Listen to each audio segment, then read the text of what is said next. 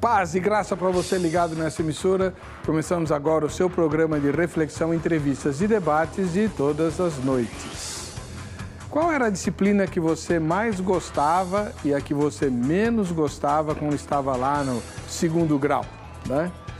Bom, muita gente ama a filosofia, outros odeiam. É mais ou menos como história e tal.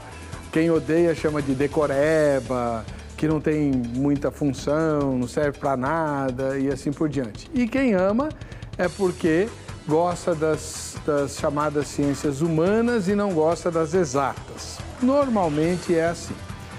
E hoje nós vamos fazer uma pergunta que tem uma aplicação direta na maneira como nós entendemos a realidade, fazemos a leitura do mundo que nos cerca. Isso é importante para a fé, inclusive. Né? Afinal de contas, a Bíblia diz que nós devemos discernir os dias e os tempos, até porque eles são maus. Né? A filosofia, ela é importante para a construção de uma cosmovisão cristã. Em outras palavras, a construção de uma visão de mundo, de acordo com as Escrituras, de acordo com a fé cristã, depende da filosofia. A filosofia é uma boa ferramenta para essa construção ou não? A cosmovisão cristã emerge naturalmente de uma leitura atenta das Escrituras Sagradas e o que o crente precisa saber, sobretudo o pastor, é de Bíblia e não de filosofia. O que é que você pensa a respeito e por quê? Vamos falar sobre isso? Está no ar o Vejam Só.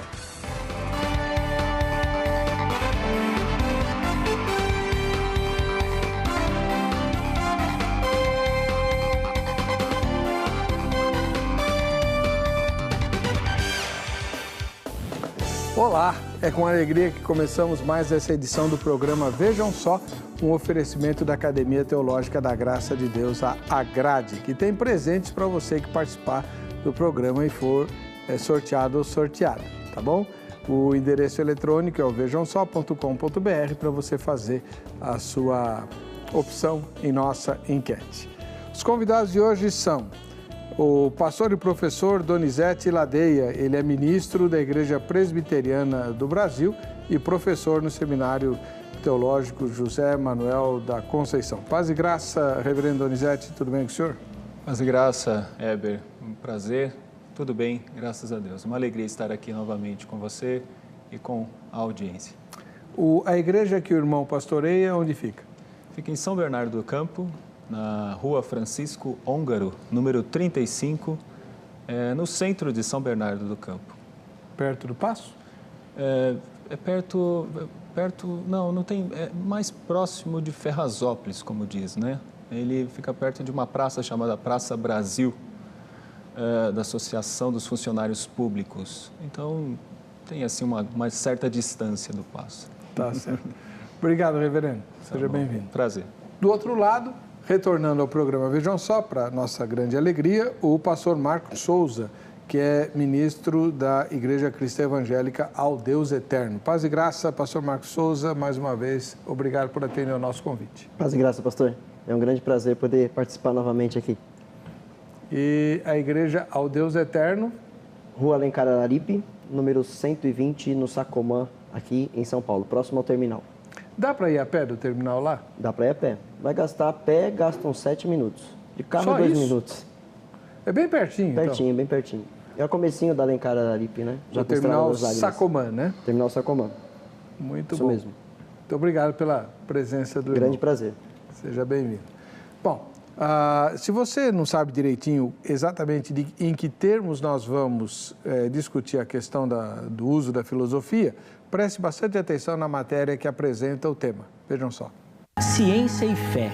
É com muito esforço que dentro da igreja conseguimos trabalhar com esses dois temas. Aliás, tem algumas pessoas que afirmam que o melhor mesmo é nunca misturarmos as duas coisas. Quanto mais separadas elas estiverem, melhor. As pessoas que afirmam isso dizem que a ciência só quer diminuir a importância da fé, desacreditar a sua ação, afirmando que só pode ser verdade aquilo que é comprovado cientificamente. Então eu te faço uma pergunta: será que podemos trabalhar com a fé e a ciência juntas e ao mesmo tempo? O tema é muito espinhoso, porém aqui no Vejam Só não somos de fugir do debate, pelo contrário. E hoje queremos saber qual a influência e o papel da filosofia para a construção da cosmovisão cristã. Olha, a dificuldade do tema está principalmente em misturar dois assuntos. Exatamente isso. No nosso caso de hoje, é misturar a filosofia com a fé. Para muitos, isso não funciona de jeito nenhum. Na verdade, só atrapalha, pois não é possível falar das coisas espirituais, da fé, usando uma ciência como base. Vamos com calma. Quem sabe conseguimos pensar juntos e aprendermos com o tema de hoje. Acho que o primeiro passo é definir o termo cosmovisão. Você, de repente, já ouviu ou leu em algum lugar, mas não sabe o significado.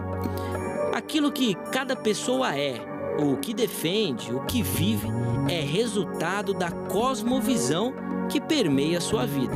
Ou seja, a forma de ver e entender o mundo.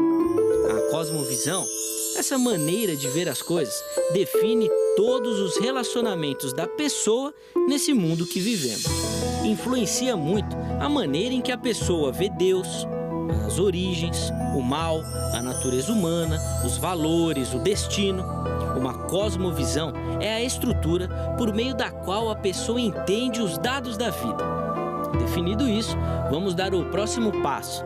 A filosofia tem verdadeiramente alguma influência na construção dessa visão de mundo cristã? A nossa cosmovisão foi, ou ainda é, influenciada pela filosofia? Para muitos estudiosos, os mais variados ramos da filosofia, como por exemplo a ética, a metafísica, a epistemologia, entre outros, influenciam e trazem muitas implicações para a visão cristã da realidade. Outro ramo de teólogos, a visão cristã não pode estar misturada com a filosofia. Pelo contrário, afirmam que a própria Bíblia traz uma orientação para não misturarmos as coisas. O texto está lá em Colossenses, capítulo 2, versículo 8. Cuidado que ninguém vos venha a enredar com a sua filosofia e vãs sutilezas, conforme a tradição dos homens, conforme rudimentos do mundo e não segundo Cristo. Depois de lermos esse versículo, eu confesso que fico na dúvida. Será que podemos misturar filosofia com teologia? Será que as duas podem caminhar juntas? Ou é melhor mantermos separadas? Uma pode influenciar a outra? Como o estudo da filosofia ajuda na construção da cosmovisão cristã do mundo? Olha, vai ser difícil responder essa pergunta, e por isso, fique ligado. Nosso debate de hoje já está no ar. Show! Já começar fazendo uma pergunta aqui. Nós estamos recebendo o reverendo e professor Donizete Ladeia, que é professor no seminário José Manuel da Conceição. O senhor gostava de filosofia quando era estudante, reverendo? Não, de fato não. Eu fui gostar quando eu comecei a fazer o seminário. Um professor me chamou muito a atenção com a sua didática, com a sua maneira de agir, e tivemos muitas matérias de filosofia no seminário. Então ali eu comecei a ter um gosto um pouco maior pela filosofia. Já desconfiava que ia virar professor de filosofia? Não, no início não, mas lá para o terceiro ano eu já percebi que eu gostava um pouco mais da coisa. Como é que o senhor responde à pergunta tema de hoje, reverendo? Qual a influência e o papel da filosofia para a construção da cosmovisão cristã? Bom, a influência ela é boa e ruim. Eu creio que na maioria das vezes boa. E ela ajuda muito porque muito do que nós temos em termos de filosofia condiz com a verdade, é real. São paradigmas, axiomas que são totalmente verdadeiros e a gente pode assimilá-los. É claro que temos que ter um sentido ou um senso de precaução. Eu chamo isso em aulas de filtragem a gente tem que saber filtrar, porque muitas vezes tem coisas nocivas. Como tudo que está afetado pelo pecado e pela queda, há pensadores e há pensamentos que podem atingir o cristianismo. Agora, o aspecto positivo, ele é válido, né? E ele pode ser utilizado sim. Agora, na formação da própria cosmovisão, ela tem um lugar, ou seja, o pensamento filosófico tem um lugar muito bom de trazer paradigmas como desafios para enfrentar, por exemplo, um contraponto, que seria o contraponto evangelístico, né? E esse contraponto evangelístico pode fazer a diferença na influência da sociedade, no contexto próprio da sociedade. Então, de uma certa maneira, podemos dizer que é positivo, sim.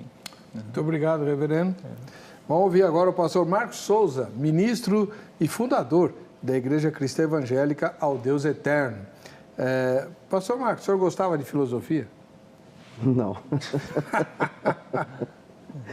Não gosto. Eu não gosto, na verdade. Continua não gostando? Continua não gostando.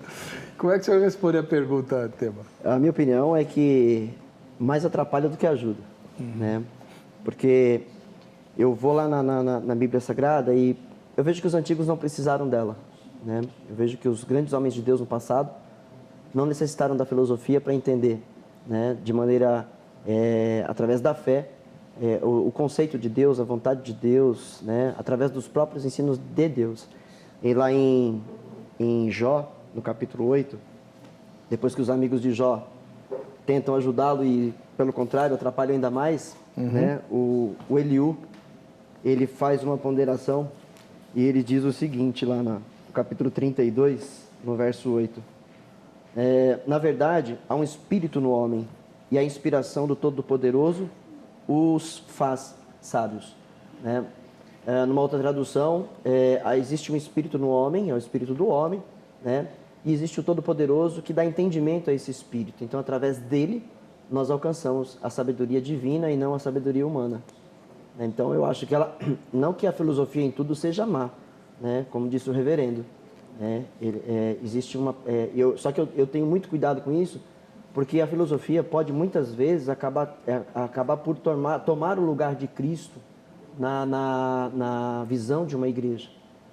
Pode se olhar mais, porque isso a gente vê infelizmente acontecendo em muitas igrejas, né? A sabedoria pregada lá não é uma sabedoria vinda de Deus, e sim do próprio homem, uma sabedoria carnal. E quando nós olhamos os evangelhos, quando nós olhamos a palavra de Deus no geral, com interpretações nossas, nós estamos no caminho oposto ao caminho de Deus. Porque em Isaías 55, o próprio Deus diz que os pensamentos dele não são os nossos. Então, ou seja, eu vejo que ali Deus está confrontando a filosofia, né? A sabedoria humana.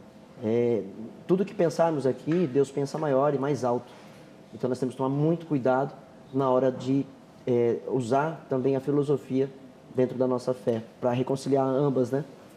Essa é a minha opinião. E na cosmovisão, ainda mais, eu vejo que Deus ensinou o seu povo, desde o princípio, como ele deveria viver sobre a terra. Deus tomou cuidado de dar ao povo tudo o que ele precisava saber para não cair nas armadilhas do inimigo, da idolatria, né? O próprio Deus ensinou o povo. E essa sabedoria não veio trazida do próprio coração humano, não nasceu do coração humano, e sim o próprio Deus falando com seus profetas e ensinando o seu povo. Tá? Então essa é a minha opinião. Ok. E agora a gente vai para a opinião do telespectador, né? Vamos lá. No nosso site, na internet, o site só pode estar na internet, né? Enfim, nosso endereço eletrônico na internet, você vai encontrar a pergunta tema de hoje. Vamos lá.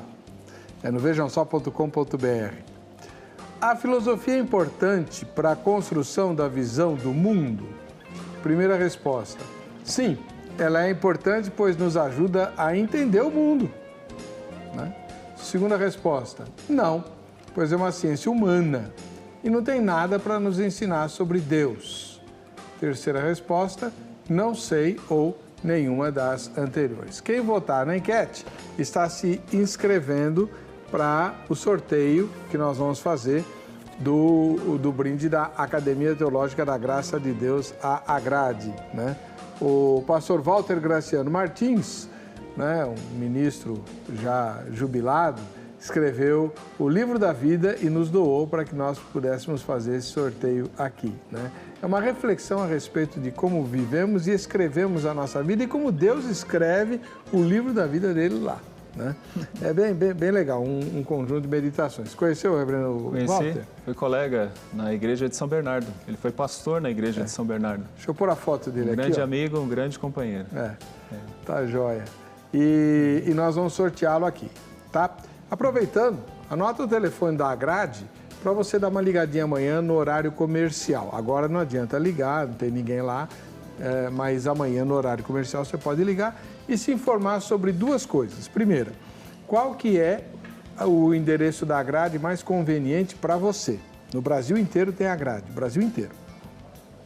Segunda pergunta que você vai fazer, né? Qual o curso ou quais são os cursos ministrados nesse endereço? O curso bíblico existe em todas as filiais. Quer estudar a Bíblia? A Bíblia é estudada em todas as filiais. O curso bíblico da Agrade funciona em todas as mais de 600 unidades. Agora, existem outros cursos também. Cursos novos, inclusive. O curso de canto está de vento em popa, aqui em São Paulo, né? Quer aprender a cantar? Tem aula de canto na Agrade. Aula de violino, né? Além de aula de teclado e outros instrumentos. Também temos aula de gestão eclesiástica. Alguém que está começando aí uma igreja e tal, tem tido dificuldades com a prefeitura, com os outros órgãos do Estado e tal, porque a gente pensa que igreja é só coisa de Deus, né? Basta orar, jejuar e pronto, não é bem assim, né? Então a Agrade vai te ajudar também nisso. Além de outros cursos, como análise bíblica, curso de escatologia, curso de teologia, de pós-graduação, tem um monte de curso lá. Você dá uma ligadinha, tá bom? 0 operadora 11 3115 0819 em São Paulo, 3115 0819 em São Paulo, por isso 0 operadora 11. Combinado? Vamos lá. Quanto tempo eu tenho ainda, dona Angélica, por favor? Bom, então deixa eu... fiquei de esclarecer aqui que o tema de hoje foi uma sugestão do irmão Robson Freitas. Ele usou o site do programa, ou o Facebook, não tenho bem certeza agora, e encaminhou a sua sugestão já faz um tempinho. É que é difícil pautar os temas, né? Nem todo tema aprovado em pauta a gente consegue convidados rapidamente. Então, demorou por causa disso, viu, Robson? Mas obrigado pela sua contribuição. E quem quiser seguir o exemplo do Robson, ele vai ganhar um presente da produção, tá? Quem quiser também ganhar, é só entrar no site do programa. O melhor caminho é esse, ó. Site do programa, vejamsó.com.br. Lá tem um lugar lá, fale com a produção, sugestão de temas. Você manda o e-mail lá para o endereço que aparece na tela e a sua sugestão vai direto para a dona Giovana, que faz a seleção e a gente discute um por um nas reuniões de pauta. Mas, por favor, deixa eu explicar uma coisa. Nós queremos sugestão de temas, não sugestão de assuntos, né? Então, de repente, o sujeito escreve lá, queria que falasse sobre dízimo. Dízimo é um assunto, não é um tema, né? Então, você tem que... então, aí, qual seria um tema, né? Posso pagar os dízimos com os ovos que a minha galinha bota? Tudo bem. Não vai passar na reunião de pauta, mas é uma sugestão válida. Tudo bem, sem problema nenhum, tá bom? Mas eu moro em Bastos. Bastos é uma cidade que produz galinha e ovo adoidado, né? Aí talvez, não sei. Vamos lá. Bom, Bota uma granja. Enfim, você entendeu, tá bom?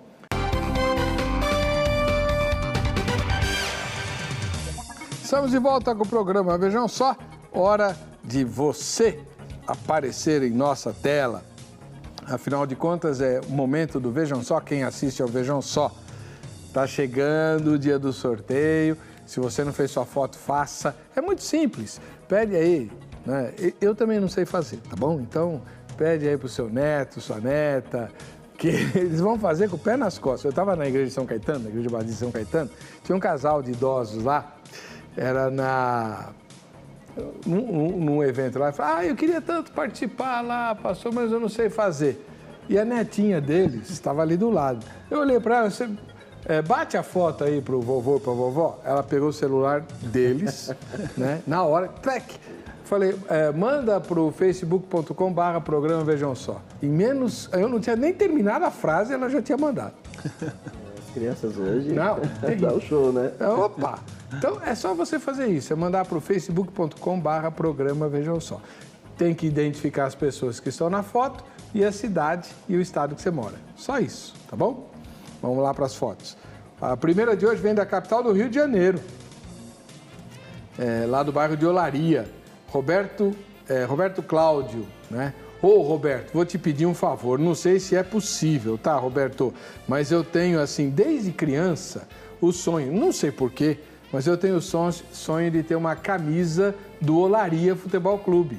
Na época que eu era criança, o Olaria disputava os campeonatos grandes do Brasil, né? Tinha o Bangu, tinha o Olaria, que rivalizavam com o Flamengo, com o Fluminense, com o Vasco. E eu não sei porque eu simpatizei com o Olaria. Eu queria muito uma camisa do Olaria, nunca tive. Eu pago, tá? É só você combinar os detalhes aí pelo Facebook com a Giovana e eu gostaria de ter uma camisa do Olaria, se ainda for possível. Já que você mora em Olaria, né? Ainda no Rio de Janeiro, nós temos a Jacilda Torres, a Fabiana Torres e a Tatiana Torres. Fabiana e Tatiana, legal, hein? Dona Jacilda escolheu bem os nomes, Fabiana e Tatiana, assistindo ao Vejam Só. Valeu, são lá do Rio também. Aqui da capital paulista, nós temos, lá no Jardim Miriam, que é um bairro da capital, o Ginaldo Oliveira. Ô, Ginaldo, o Jardim Miriam fica perto de onde eu moro, lá no Jabaquara. Então, faz o seguinte, combina com a Giovana pelo Facebook para você vir assistir a gravação. E tem outra pessoa do Jardim Miriam, também em São Paulo, a Valdinélia Silva. A Valdinélia Silva. Será que ela é também ligada ao Ginaldo ou são só vizinhos, né? Não sei, mas fica valendo o convite, viu, Valdinélia? Deus abençoe vocês. E a última foto de hoje... não, é repetição da primeira, o Roberto Cláudio lá de Olaria, no Rio de Janeiro. Então, ou está com o nome trocado, depois a gente vai verificar. Né? É outra pessoa. É outra pessoa, né? Pois é. A foto 5 aqui está com o mesmo nome da foto número 1. Então a gente vai verificar, amanhã a gente corrige os erros, tá bom? Mas seja quem for o que mora lá em Olaria, fica valendo o meu pedido aqui, tá? Muito bom. Vamos falar agora do tema de hoje, que foi sugestão do Robson Freitas, né? Primeiro de tudo, o que é exatamente uma cosmovisão, reverendo Donizete? É a forma como nós enxergamos a realidade, né? Tudo que a gente entende, como a gente compreende o mundo, as coisas, pessoas, política, a vida, a maneira como nós assimilamos, né? Todos têm uma cosmovisão, todos interpretam o mundo de alguma forma e usam uma estrutura filosófica para pensar esse mundo. Nós temos uma estrutura que podemos chamar de cristã e podemos intitular também de uma filosofia cristã. Então, é a forma como nós interpretamos o próprio mundo. Quando nós falamos, por exemplo, do mundo em si, todo ele está direcionado por Deus. Deus controla todas as coisas. Deus domina sobre todos. Deus domina sobre o bom, sobre o injusto, tal como o sol vem sobre o ímpio, sobre o crente, a chuva cai sobre o ímpio, sobre o crente. Então, para que o mundo seja mundo, na nossa maneira de interpretar, Deus o sustenta, abençoando o ímpio e abençoando também o crente. Então, do ímpio pode vir coisas boas quando Deus assim quer agir. Por exemplo, no Antigo Testamento, toda a estrutura de metais, de lidar com instrumentos, de corte, até mesmo instrumentos musicais, vem de uma geração afetada drasticamente pelo pecado, que é a geração de Caim.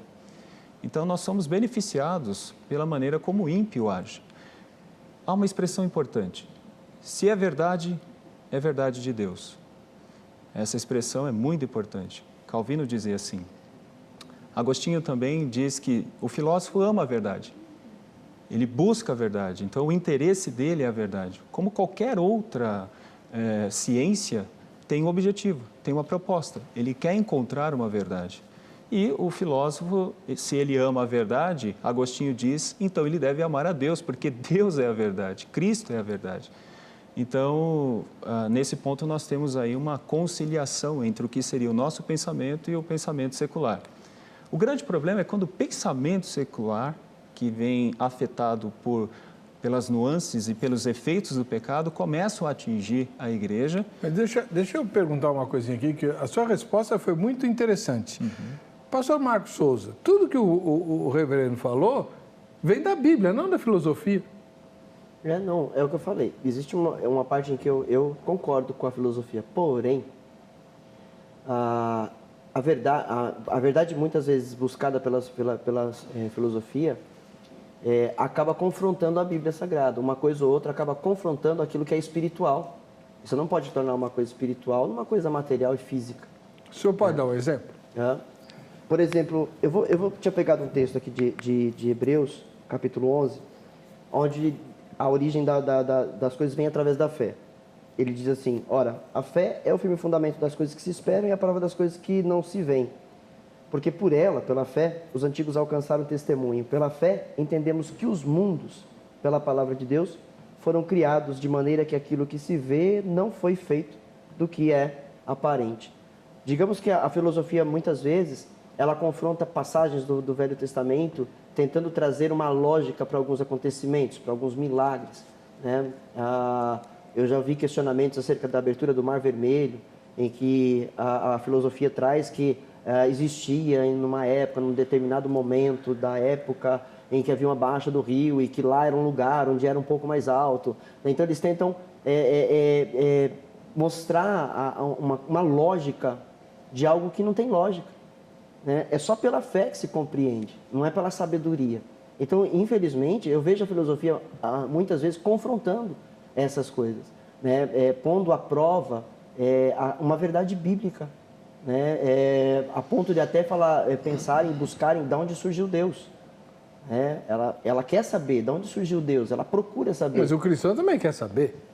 Mas não existe a resposta para isso, porque a verdade é que Deus né? De eternidade a eternidade, como disse Moisés, e Moisés não era filósofo, disse de eternidade a eternidade tu és Deus. Né? Então não existe um existir de Deus, ele sempre foi, ele sempre é e sempre será. Né? Mas na filosofia acaba se confrontando, buscando alguma maneira de descobrir a existência de Deus, de onde que ele vem, né? E não é possível. Eu vejo hoje a visão muitas vezes de uma igreja é pautada numa visão filosófica da vida, né? Como se fala, a doutrina naquela igreja muitas vezes é pautada numa filosofia e não em verdades realmente bíblicas, da onde o espiritual é espiritual, o natural é natural, o carnal é carnal, né? Então existem esses confrontos e é aí onde eu vejo a filosofia atrapalhando. Como é que o senhor responde a isso? Na verdade, quando você tem o Evangelho é suficiente realmente, porque é a palavra de Deus e que traz a razão para todas as coisas, inclusive para a vida eterna, né? para o homem em si, a sua realização. Contudo, esse homem está no mundo, né? Um mundo criado pelo próprio Deus. Deus criou o mundo, né? Então, esse mundo, ele não é ruim, ele não é mau.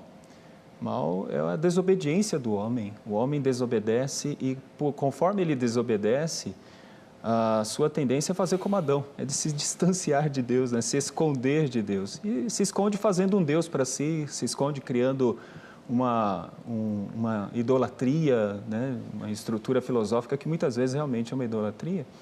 Mas quando ele consegue enxergar, por exemplo, a beleza do mundo, da realidade, consegue perceber que não há uma outra explicação senão que é o próprio Senhor que fez tudo isso, ele vai transformar isso em uma boa filosofia. Ele vai transformar isso em algo que glorifique a Deus.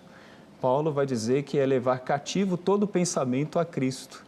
Então, aquilo que coincide é muito bom, né? Por exemplo, quando você pega o povo de Israel sendo levado cativo, ele vai ser levado cativo para a Babilônia. E toda a estrutura babilônica, todo o pensamento babilônico é filtrado.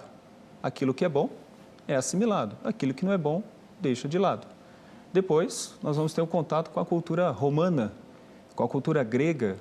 E é com a cultura grega que o evangelho vai ser disseminado, porque eles vão usar o grego, vão usar a estrutura montada pelo próprio greco-romano e vai fazer disso algo que glorifique a Deus. Então, nós não temos nenhuma dificuldade, né? É claro que quem deve imperar sempre é a revelação especial. Revelação natural ela é importante, à medida que a gente possa interpretá-la à luz da revelação especial, que é a Bíblia, que é a palavra de Deus. E com ela, a gente faz algo muito maior. Então, por exemplo, toda a ciência, a medicina vem de uma estrutura grega. A história vem de uma estrutura grega. Toda a questão mecânica, de engenharia, vem de uma estrutura grega romana. Você pode utilizar isso, né, para construir um templo e glorificar a Deus com isso, ou uma pessoa que está doente pode ser abençoada por um médico, independente dele ser crente ou não. Aquele conhecimento que ele assimilou pelos estudos será, ao nosso ver, uma ação divina, independente de até mesmo esse sujeito não glorificar a Deus, esse médico, mas ali o nome de Deus está sendo exaltado, porque o crente consegue enxergar a mão de Deus no secular. Agora, o grande problema é quando o crente abre mão de Deus e passa a se secularizar. Esse seria o grande problema. Seria isso o grande perigo. Eu concordo com o reverendo, né, da maneira que ele colocou, porque quer queira, quer não, todos nós nos beneficiamos da filosofia. Porém, o perigo é esquecer-se de Deus, né, e dar glória para o homem, ao invés de dar glória para Deus. No capítulo 2 de 1 Coríntios, o Paulo chega falando lá para esse povo, né, e ele já chega dizendo: eu não vim aqui me expressar de maneira humana, com sabedoria humana. Não venho fazer sublimidade das minhas palavras, né? Ele vai dizer que eu estive convosco em fraqueza, em temor e em grande tremor. A minha palavra e a minha pregação não consistiram em palavras persuasivas de sabedoria humana, mas em demonstração do Espírito e de poder, para que a vossa fé não se apoiasse em sabedoria dos homens, mas no poder de Deus. Todavia falamos sabedoria entre os perfeitos, não porém a sabedoria deste mundo, nem dos príncipes deste mundo que se aniquilam. E ele diz: mas falamos a sabedoria de Deus, oculta em mistério, a qual Deus ordenou antes dos séculos para a nossa glória, a qual nenhum dos príncipes deste mundo conheceu, porque se a conhecessem, nunca crucificariam ao Senhor da glória. Mas como está escrito, as coisas que o olho não viu, o ouvido não ouviu, e não subiram ao coração do homem, são as que Deus preparou para os que o amam. Eu vou pular lá um pouquinho mais, todo o texto fala sobre o assunto, mas para a gente não estender, lá no versículo 13, as quais também falamos não com palavras de sabedoria humana, mas com as que o Espírito Santo ensina, comparando as coisas espirituais com as espirituais. Então nós vemos que a realidade é que nós não precisamos dela. Se nós formos olhar, vamos falar de vida espiritual. Claro. Né? No mundo físico, material, temos que fazer uso. Né? Como o reverendo falou da medicina, temos que fazer uso. Né? Porém, a medicina, ela não aceita, né, uma ação divina, num milagre, por exemplo. Não aceita. Por quê? Porque a filosofia na medicina é contrária ao agir de Deus. Né? Mas falando aqui, Paulo, ele fala, nós não precisamos da filosofia para entender Deus, para conhecer a Deus. Nós precisamos do Espírito Santo. Precisamos nos render a Ele. Precisamos nos render à sua vontade, para que Ele nos faça conhecê-lo. Mas nós buscamos outros caminhos, né? Nós buscamos, né, uma variedade de ensinamentos, de matérias, tudo para conhecer mais a Deus. É válido, não é inválido. Porém, não nos faz conhecer verdadeiramente a Deus, porque Deus só se revela verdadeiramente através do espiritual, e isso só pode ser feito em espírito. Então, essa é a pergunta que eu queria fazer de forma bem direta, reverendo Donizete. A Bíblia não basta para que a gente construa a nossa cosmovisão cristã sem necessidade do amparo ou do auxílio da filosofia? Claro, ela sempre será suficiente, né? A palavra de Deus é suficiente para a salvação. Então, ninguém chegará aos céus dizendo, eu conheci Platão, eu conheci Nietzsche, então estou salvo. Realmente é Cristo e somente Cristo, não há um outro caminho senão Cristo.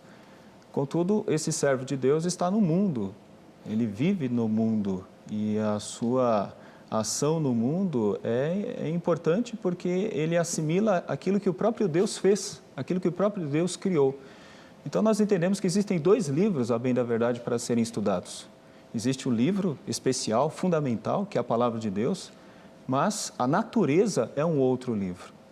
O grande problema é que o homem tem uma tendência a pegar o livro da natureza e transformá-lo numa espécie de cartilha e, com a sua autonomia, transformar aquilo na sua matéria de estudo principal, sem dar glórias a Deus.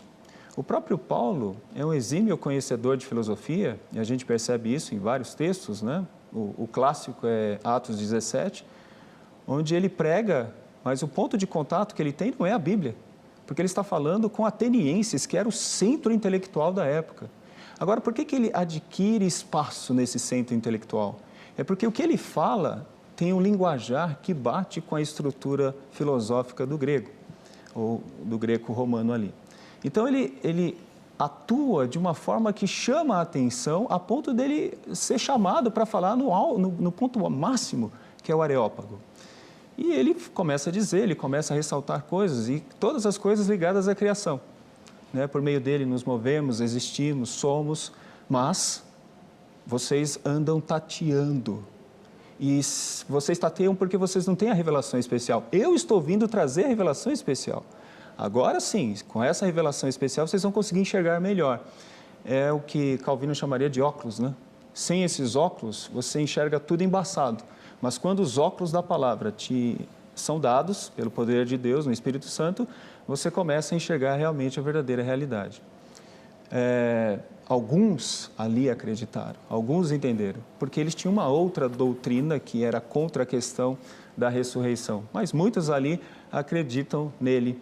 Inclusive Dionísio, que segundo a tradição se fala, é um dos filósofos cristãos fortes que vai viver no primeiro século. Então, a filosofia ela serve como uma ferramenta, ela não pode ser colocada realmente como centro, teríamos um erro aí. Tal como qualquer outra ciência é uma ferramenta, a antropologia é uma ferramenta, a psicologia é uma ferramenta, a sociologia é uma ferramenta. O centro é a palavra de Deus.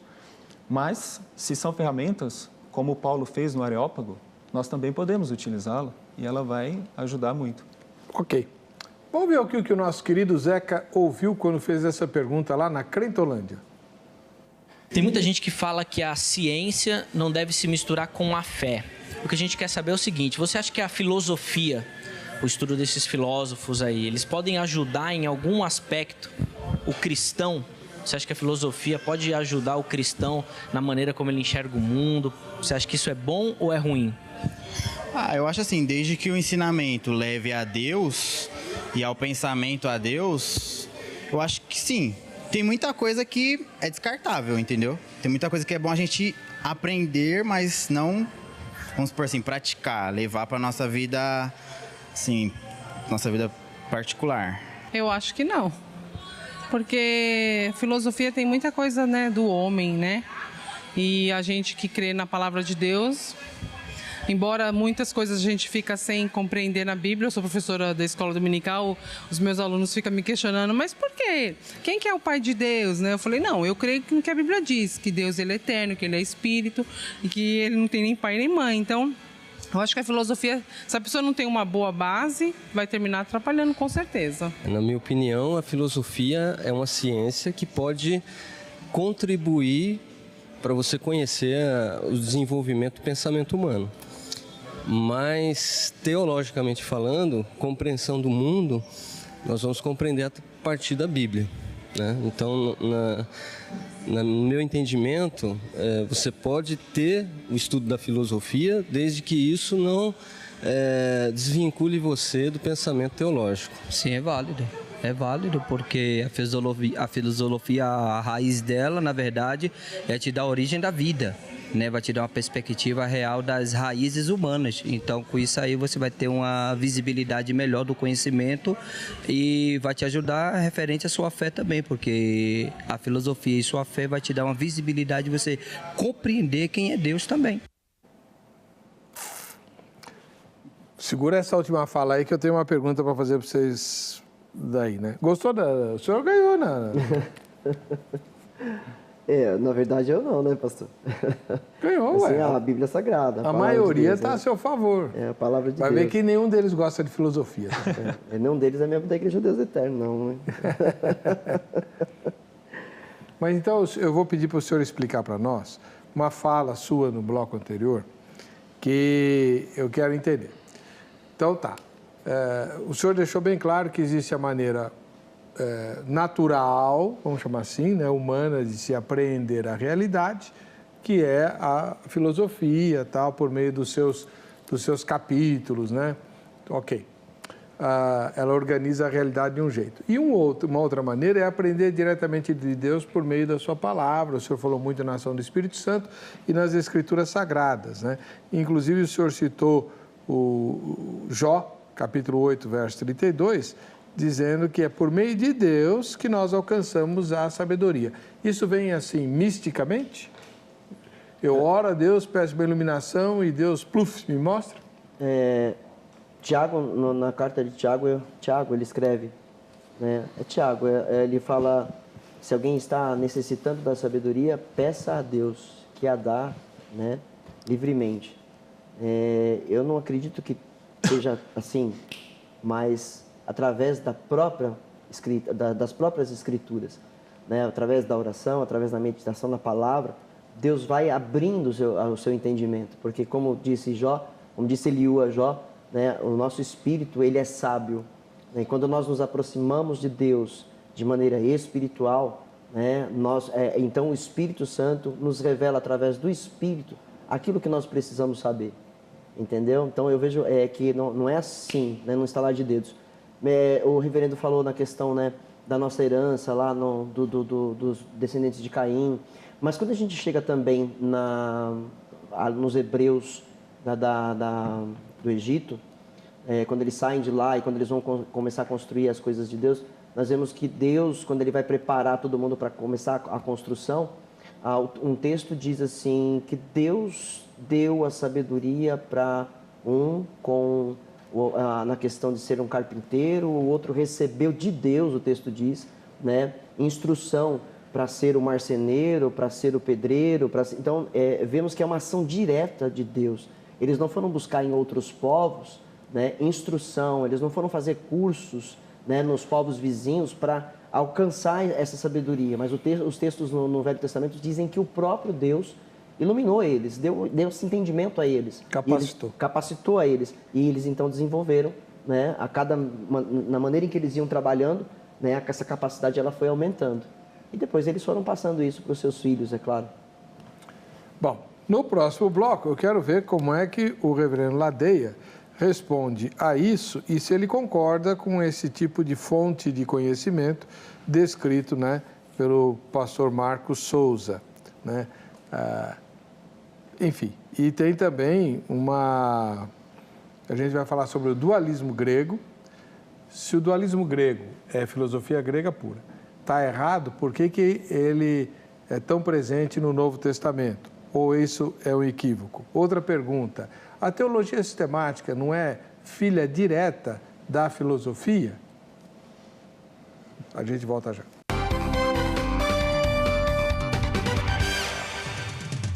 Estamos de volta com o programa Vejam Só. Olha só que tomada bacana. Nos sentimos monumentos aqui, né? Muito legal. O tema de hoje é a influência da filosofia na construção da cosmovisão. O reverendo Ladeia, da Igreja Presbiteriana do Brasil, e professor de filosofia no seminário José Manuel da Conceição, diz que todos nós temos cosmovisão, mesmo que a gente não saiba nem o que é isso, né? A maneira como a gente entende o mundo. E a cosmovisão cristã, ela é construída a partir das escrituras sagradas ou da filosofia? Quem pesou mais nessa construção, né? O pastor Marcos Souza, da Igreja ao Deus Eterno, diz que nós não precisamos da filosofia tanto assim, porque o que a gente precisa saber da vida e de Deus, o Senhor nos ensina diretamente na sua palavra, na Bíblia, né? E, enfim, como é que o senhor entende tudo isso, já que ele terminou com a fala, agora a fala vem para o senhor. Tá, ok. Nós temos que entender uma coisa. Quando você vai para o aeroporto e pega um avião indo de uma cidade para outra, você não pergunta se o piloto ele é gabaritado ou não. Você parte do pressuposto de que ele estudou e de que ele tem condições de pegar aquele tremendo equipamento e levar do ponto A para o ponto B. Então, nós entendemos que essa pessoa, independente de ser um cristão, um evangélico ou não, ele estudou e ele foi capacitado para fazer isso. Agora, o que é importante a gente entender é isso, ele foi capacitado para fazer isso. Ele tem um dom que Deus deu para que ele possa fazer isso. Ele estudou, ele trabalhou, é claro, mas Deus o ajudou nisso tudo. Quando nós falamos de Bíblia, né, especificamente, nós estamos dizendo que ela é suficiente para todo o bom viver. Ela é um manual de vida, realmente. Nós usamos uma expressão que ela é regra única, regra de fé e prática. Não existe nada que possa superar a palavra de Deus. E essa única regra de fé e prática nos faz entender que o mundo é mantido por Deus e sustentado por Deus. Então, qualquer ciência que nós possamos chamar aí de logia, que estuda, na verdade é um estudo, a bem da verdade, do próprio Deus, que se revela também através dessas coisas. Por exemplo, para se construir alguma coisa, você precisa de método. E método foi trabalhado no início por Aristóteles. Aristóteles trabalhou bem essa questão de método. E, no período moderno, de uma forma mais enfática, o próprio René Descartes trabalhou muito essa questão do método e nós utilizamos até hoje. Isso é responsável pelo processo moderno que nós temos no mundo atual. Contudo, a rebeldia do homem, que não tem a palavra de Deus como a sua base, como a sua matriz, faz com que ele entenda que o seu conhecimento, o seu entendimento se torne uma espécie de Deus. Ele cria uma autonomia, é uma idolatria. Calvino diz que o coração do homem é uma fábrica de ídolos. Então, aquilo que Deus deu, que Deus colocou no mundo, se transforma em idolatria, como diz o próprio texto de Romanos, capítulo 1. Então, o grande problema é como a gente utiliza a ferramenta. Essa talvez seja a questão da discussão. Como que nós utilizamos realmente essa ferramenta? Por exemplo, você falou do dualismo grego. O dualismo grego, ele tem o seu lugar em vários campos aí de qualquer cultura, inclusive povos não alcançados mantêm ainda essa ideia de corpo e alma, a ideia de transcendência, a ideia de que a alma sai do corpo. Nós entendemos que isso é a revelação geral, que começa quando Deus cria o homem, segundo a sua imagem e semelhança. Mas devido à sua rebeldia, ele vai se distanciando de Deus e à medida que ele se distancia de Deus, ele vai colocando outras coisas no lugar de Deus. Por exemplo, na própria natureza ele encontra um ídolo, no seu próprio coração ele encontra um ídolo, e o resultado disso é uma distância de Deus. Nós chamamos isso de uma revelação natural. A revelação natural ela só tem um valor, a bem da verdade, condenar. Enquanto a revelação especial, ela faz com que a gente interprete a revelação natural e tem um valor fundamental, que é a salvação. É por meio da revelação especial que nós temos a salvação. Bom, pastor Marcos, eu pensei que o reverendo Ladeia ia abordar, mas ele não fez isso, então faço eu. Na descrição que o irmão faz, tanto no primeiro bloco quanto no segundo bloco, no finzinho, né, de como nós adquirimos conhecimento por meio direto de Deus e das Escrituras, alguém pode ouvir um eco dos gnósticos. Né? Eu sei que o senhor entende bastante teologia e tal, Os gnósticos eram aqueles grupos que atormentaram os apóstolos e depois a igreja que veio em seguida, com a seguinte doutrina: nós somos iluminados, especiais, porque sabemos as coisas, porque Deus nos revelou e vamos dominar o mundo, né? Enfim, não é disso que o senhor está falando, né? De jeito nenhum. Misericórdia. Lhe conheço muito bem. De jeito nenhum. Né? Por falar nisso, eu tocou nesse assunto aí, me fez lembrar um programa, eu assisti esses dias lá no YouTube, um programa do Vejam Só, onde veio um camarada aí que é desigrejado, né? Ah, meu Deus do céu. Meu irmão Rubens. Eu fiquei pasmo, né? Jesus do céu, me ajuda. Né? Mas não, nada a ver com gnosticismo, né? Nada a ver. É palavra de Deus, né? É revelação divina, é através do estudo da palavra de Deus, né? A teologia nos ajuda, embora, né, a teologia também, ela é alimentada pela filosofia, né? Não tem como dizer que não. Mas a teologia nos ajuda sim, porém, nós não conhecemos Deus através da teologia, né? Foi Ele que se revelou a nós, e isso foi de maneira espiritual, né? Foi Ele que se revelou a Adão. Falando de Adão, voltando lá no princípio, né, vejo assim, o primeiro grande filósofo foi Satanás.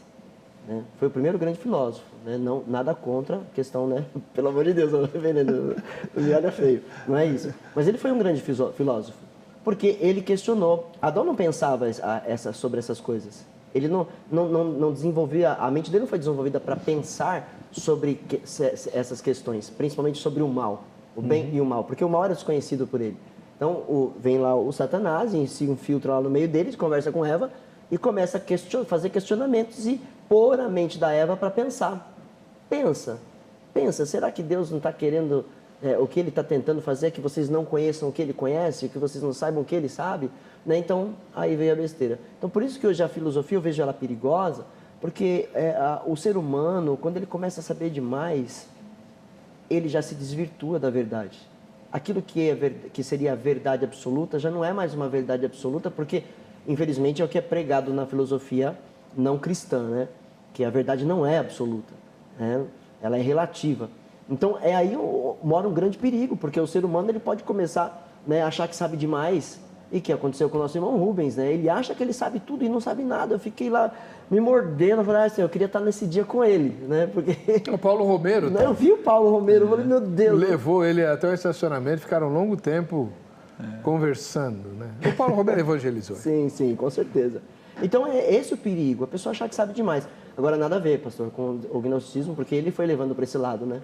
E até você o alertou por 2 vezes, e ele tentou dar uma esquivada, mas ele acabou compreendendo que ele errou nessa parte. Né? Mas nada a ver com isso, não. Claro. Agora, reverendo Ladeia, a teologia sistemática é filha primogênita da filosofia, não é? Sim. E isso não é ruim? Não, é aí que a gente entende, por exemplo, a ação do Espírito Santo nesse contexto, né? Os grandes concílios filtraram o grande problema da filosofia. Os concílios ajudaram a quebrar isso. Aliás, eles sempre funcionaram assim, desde Atos capítulo 15, foi sempre para que acontecesse isso. Há necessidade de filtragem, e é o que eu tenho falado, há uma necessidade de filtragem. Então, em tudo, você pode ter coisas boas e coisas ruins, inclusive no meio evangélico. Mas, reverendo... Só mais um detalhe. Eu acho que é importante que a gente entenda também uma outra coisa. O campo acadêmico hoje, que forma os céticos, ou esses que são naturalistas, que combatem a questão teísta, esse é um campo que precisa de uma ação. É preciso do nosso povo lá e fazer a diferença nesse contexto. E eles vão fazer isso lidando com filosofia. Quando você traz cativo o pensamento a Cristo, o problema não é o pensamento. O problema é quem lida com o pensamento. Satanás lida com o pensamento. Não é o pensamento que é o problema, é como ele lida com o pensamento. Seria um erro dizer que a filosofia é coisa de Satanás. Seria um erro. Não, pelo amor de Deus, hein? Não me interprete mal, então, não foi isso que eu quis dizer. O diabo usa muito. Mas ele usou. Exato. Né? Agora, usou. como também um crente pode usar, como ferramenta. Agora, aí que está, reverendo. Só mais um detalhezinho. Pois não. Há um livro muito interessante de uma filósofa que tem trabalhado muito num contexto extremamente preocupante. O nosso contexto já é ruim, Mas o contexto americano é muito pior. Nancy Pearce. É um livro interessantíssimo, editado pela CPAD. Eu acho isso maravilhoso, a CPAD editando esse livro. E ela trabalha cosmovisão nesse texto, e é interessante que ela faz uma crítica a um filósofo, que é um tal de Smith, que critica que na academia está acontecendo um fenômeno que ele acha extremamente ruim. Filósofos cristãos, filósofos com uma matriz teísta, não é nem deísta, é teísta. Então ele acha aquilo horrível. E ela fala, tá vendo? É isso que nós devemos fazer. Em outras palavras, eu digo muitas vezes isso para os meus alunos lá no JMC. Nós talvez precisemos menos de ministros de louvor e mais de filósofos nas academias, porque assim nós podemos levar realmente pensamentos coerentes com a verdade. E se a verdade é Cristo, nós precisamos na academia mostrar Cristo. O grande problema de uma visão que cria barreiras quanto à filosofia ou qualquer outra ciência é que você pode criar um certo asceticismo. Você pode se isolar num campo esperando uma certa iluminação, que ela vem, é claro, mas não significa que ela esteja restringida à igreja. Ela está na academia, ela está nos hospitais, ela está em todos os lugares. Mas aí, reverendo, vamos lá. Eu tenho duas perguntas a fazer para o senhor. A primeira, inclusive, peço a ajuda do pastor Marcos Souza. Quando o senhor mesmo levantou o assunto. O apóstolo Paulo foi ao Areópago, o senhor mencionou aqui, e usou, inclusive, a filosofia que ele conhecia, a filosofia grega, os poetas gregos, ele cita lá no discurso dele e tal, e alguns se convertem. Em seguida, ele vai para Corinto. E aí o senhor menciona que na carta que ele escreve a Corinto, descrevendo a sua chegada, ele se recusa a usar de filosofia humana e tal. Então, muita gente diz, não sei o que o senhor pensa, que Paulo se arrependeu de ter usado lá a sabedoria humana e a filosofia na pregação do Areópago e resolveu usar só o poder de Deus na igreja de Corinto. O senhor concorda com isso? A minha visão desses dois textos é a seguinte. Eu vejo no momento em que ele usa a filosofia dos gregos para falar de Cristo, eu vejo ele naquele texto em que ele fala, me fiz de tolo para ganhar os tolos. Essa é a visão que eu tenho dele lá. Né? E não que ele tenha se arrependido de ter usado a filosofia, né? Mas ele se fez de tolo para ganhar alguns deles. Né? Entrou na jogada deles, porque eles eram muito curiosos, né? Era um povo curioso, que se alguém chegasse com alguma coisa diferente lá, eles queriam ouvir. Gostavam muito de ouvir. Não, vamos, senta aí, vamos, expõe. Né? Então, Paulo usou justamente da filosofia deles para introduzir Cristo. Eu acho que foi tremendo aquilo ali, foi louvável, embora alguns apenas realmente se converterem, o resto achou que aquilo lá era conversa para boi dormir. Né? E nesse texto aqui de 1 Coríntios capítulo 2, ele está usando realmente a sabedoria de Deus. Né? Ele não pregando... porque ele se deu mal em Atenas. De forma nenhuma, ele está pregando aqui para a igreja já. Né? Ele está falando com a igreja. Lá ele estava falando com os incrédulos, que é a questão do que o reverendo usou. Né? Então o senhor não precisa nem responder, porque acho que o senhor concorda com o pastor Marcos. Eu concordo, só com relação a Corinto, eu acho que nessa outra parte, nós estamos falando de um outro momento, e ele vai mostrar o que é necessário realmente para a salvação, é o Evangelho. Eu não preciso de entrar em axiomas, questões ligadas a aspectos metafísicos, epistemológicos, quando eu trato de questões tão necessárias assim. Agora, em alguns contextos eu preciso usar, eu teria que usar. Então, aí vem a segunda pergunta que é mais complicada. Quando eu digo que a teologia sistemática é filha da filosofia, eu vejo nela um grande problema, que muita gente não enxerga, eu queria saber a sua opinião. O próprio nome, teologia sistemática, vamos pôr a teologia, o nosso conhecimento de Deus, dentro de um sistema. Né? Como a filosofia funciona de maneira sistemática, uma coisa está ligada à outra e tal. Pois bem, só que Deus não é um sistema e as coisas que Deus ensina na Bíblia não são sistemas e não se encaixam. Aí, para você fazer a coisa funcionar, você tem que dar uma forçada. Tanto é que você tem a teologia calvinista, a teologia arminiana, a teologia... É ou não é? Não. Não? Tá bom. Então, pode falar. Por exemplo, nós dizemos assim, né? Vamos pegar um pouquinho posteriormente, vamos falar da reforma. Quando você tem, por exemplo, o Renascimento, há um retorno ao pensamento grego, que até então, no período medieval, ficou tanto quanto que isolado e esquecido. Aí você tem o retorno ao pensamento grego. E quando você tem esse retorno, automaticamente você tem algo parecido com Protágoras. O homem é a medida de todas as coisas. Então, o homem passa a ser uma medida e uma compreensão de todas as coisas. Então, a filosofia vai servir tão somente para o homem, né? Como se antigamente tinha sido ruim ela ter servido a teologia. Não, foi bom ela ter servido a teologia. E é esse o ponto da filosofia. Ela deve ser uma ferramenta para servir a teologia. Voltando agora para o outro campo. Primeiro, segundo, terceiro século. Quando você vê os pensadores, né, o Irineu de Leão, trabalhando a questão da Trindade, isso tem que ser comunicado. Essas informações bíblicas precisam ser comunicadas. Então, por exemplo, você não tinha expressão essência de uma maneira tão clara no contexto hebraico. Você não tinha expressões tão claras para falar sobre natureza. Todas essas informações, elas estão, de uma certa forma, embrionárias, assim, no contexto grego. E eles precisam dessa linguagem, transformar essa linguagem para ter o que nós temos hoje, que é fundamental. O credo apostólico, por exemplo, o credo niceno, constantinopolitano. Essas informações teológicas, elas servem como ferramenta para esclarecer princípios bíblicos, de palavras bíblicas.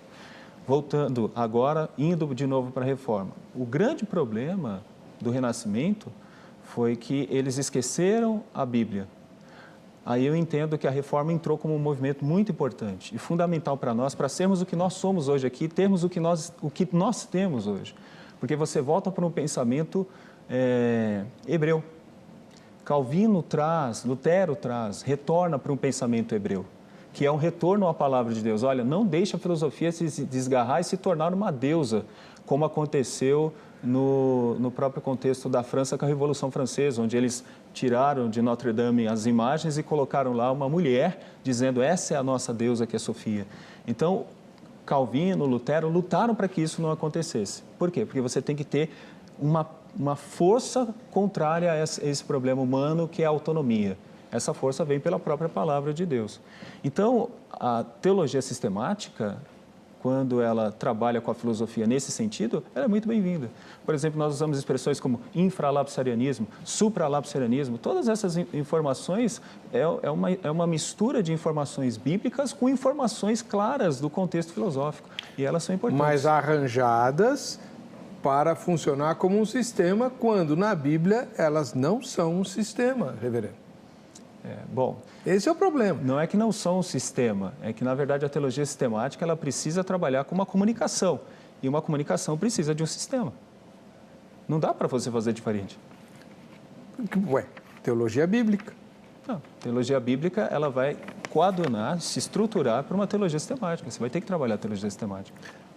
Então, mas o meu grande entrave aí você reduz as doutrinas e a Deus a um sistema para que o homem possa compreender. E uma porção de coisas vai ficar fora ou contraditória. Não, aí você precisa de um outro elemento. E esse elemento nós chamamos isso, aí eu vou ter que usar a filosofia de novo, nós chamamos isso de douta ignorância. Tem coisas que você precisa dizer, não sei. E isso é bom, é filosófico isso. Aliás, isso é de Sócrates, douta ignorância. Nicolau de Cusa, e talvez muito assimilado pelos reformadores. Douta ignorância. Tem coisas que você, pastor Eber, pastor Marcos, nós vamos ter que dizer claramente. Isso eu não sei, eu não toco, eu não mexo nisso, porque isso não está revelado. Eu usaria a frase de um grande filósofo dos desenhos animados, Leão da Montanha. Saída pela direita. Qual? Essa aqui que eu falei? Não, eu estou falando a questão de não sei, o não sei. A gente tem que dar uma... Não, realmente, existem coisas que não podem ser explicadas. Claro, porque você está falando do infinito. E infinito não cabe no finito. Exato. Então, é humildade. Aliás, essa humildade é muito boa, porque sem ela nós passamos a ser como Satanás. Aí sim. Agora eu vejo assim na questão, né, do sistema, de colocar Deus dentro desse sistema. Aí eu vou de novo lá no Velho Testamento e vejo Deus falando assim, que eles construíram o templo, foi ele que mandou, e ele fala para eles, e vocês acham que eu Vou entrar aí. vou ficar aí dentro? Né? Foi para isso que eu mandei construir, né? Então é mais ou menos isso, né? E não dá para realmente você colocar Deus dentro desse quadrado e falar, é assim. Né? Porque Deus, ele é soberano, ele vai além. A gente não sabe um terço do que Deus ainda nos limites, revelará. Né? Há né? limites, isso a gente concorda, há limites. Né? Mas naquilo que há condições de se entender, tanto na natureza como na própria palavra de Deus, nós podemos utilizar. E se for para a glória de Deus, podemos utilizar muito, explorar bastante.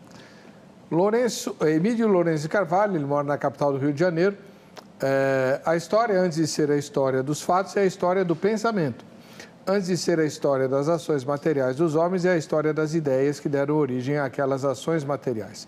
Nessa razão, julgamos que a história da filosofia é, em primeiro lugar, a história do pensamento humano, aplicado à solução dos problemas básicos do ser e da vida. E, em segundo lugar, a história da vida dos filósofos. Eis que o critério que adotamos nesta história da filosofia, o pensamento humano, em sua ação visa naturalmente uma finalidade, razão pela qual eu ser dotado de racionalidade, assim sendo, podemos dizer que a cosmovisão nos dá um entendimento maior para compreendermos a visão atual na vida cristã. O pastor Cleverson Pereira do Vale, pastor da Igreja Batista lá de Mogi das Cruzes, quer dar apenas um exemplo. A palavra Trindade não encontramos na Bíblia, embora creiamos em Deus Pai, Deus Filho e Deus Espírito Santo. O termo Trindade veio através dos ensinos e influência do filósofo Platão. A filosofia tem um papel importante, sim, na cosmovisão cristã. Quando falamos em cosmovisão, é a forma de ver o mundo. Espero tirar minhas dúvidas do debate dessa noite. Legal. Músculo Santo, pastor Cleverson. Tá demorando para o senhor voltar aqui, né? Precisa. Ele é um dos frequentadores aqui, um dos debatedores. Programa com ele, né? Muito legal. Bom, alguma consideração final, pastor? Sim. O porquê que hoje se faz, vamos dizer, né, necessário o uso da filosofia. As coisas não eram para ser do jeito que são, né? Não deveria existir. O porquê que hoje existe arminianismo, calvinismo, né, e tantas outras, justamente por causa da tal filosofia. É o pensamento desse, não é o pensamento daquele, e os confrontos vêm, né? E isso existe justamente, tudo isso está hoje, a questão do avião. Né? A gente entra no avião e sabe que o camarada que está lá precisou estudar, mas nada disso deveria ser assim. Né? Olhando lá para trás, no início, quando o pecado não existia, nada era para ser dessa maneira. Né? Tanto que em Daniel está escrito lá que o conhecimento se multiplicaria, né? Muitos viajariam de um lado a outro, correriam de uma parte para outra, falando de tecnologia, de conhecimento, de sabedoria, né? E isso tudo corrobora para a destruição da humanidade. Né? Então, nada era para ser assim. Né? Mas o pecado introduzido no mundo fez com que tudo fosse assim. Né? Não deveria existir hoje, né, a igreja A, a igreja B, a igreja C, a D. Deveriam ser igrejas como foi implantado pelos apóstolos, sem divisões, né, não era para ser dessa maneira. Mas a questão do próprio apóstolo Paulo falar no 1 Coríntios, uns dizem eu sou de Cefas, outros dizem eu sou de Apolo, eu sou de Paulo, eu sou de Cristo. Ele está falando, não é para ser assim, não tem que ser assim, nós somos de Cristo. Né? Então essas divergências todas, essas contrariedades todas, esses conflitos todos, acaba sendo gerado dentro da própria filosofia, porque cada um tem a sua maneira de entender. Né?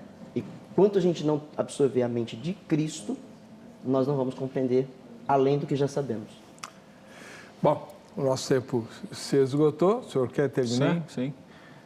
Eu queria só dizer que eu creio que a visão ela é mais positiva. Quando nós percebemos que, de uma certa forma, mal ou ruim, mesmo que alguém diga que dos piores sistemas é o melhor, né, nós temos ainda a democracia, e isso vem por um debate filosófico. Nós temos uma medicina que avança, inclusive abençoa crentes e não crentes. Isso, de uma certa forma, mantém o mundo ainda, sustenta vidas e vai mantendo, inclusive, os servos de Deus para trabalhar mais para a glória do Senhor. Eu creio que nós precisamos estudar mais, até para saber criticar melhor o pensamento cético ou o pensamento ateísta. Nós precisamos de filosofia como um instrumento, nesse caso, E, é claro, nunca como um fim em si mesma, porque se isso acontecer, nós teremos um grande problema. O foco principal seria realmente o aspecto teológico e uma fé ligada à palavra de Deus como única regra de fé e prática. Mas eu creio que o ponto é mais positivo. O que ainda nos faz estar aqui debatendo de uma maneira tão democrática, né, com civilidade, é porque até mesmo no pior filósofo você encontra coisas boas que fazem o mundo ser assimilado como mundo. Então, eu acho isso muito positivo. O grande inimigo da filosofia chama-se tempo e o nosso acabou. Vamos lá, quem ganhou o presente da grade? Quem foi? José, tá, lá da capital da terrinha, que beleza, maravilha, José Ferreira. E a gente tem o contato dos dois convidados publicado no site vejamsó.com.br. Acesse e enderece suas dúvidas e convites para eles, tá bom? A gente se encontra no próximo Vejam Só.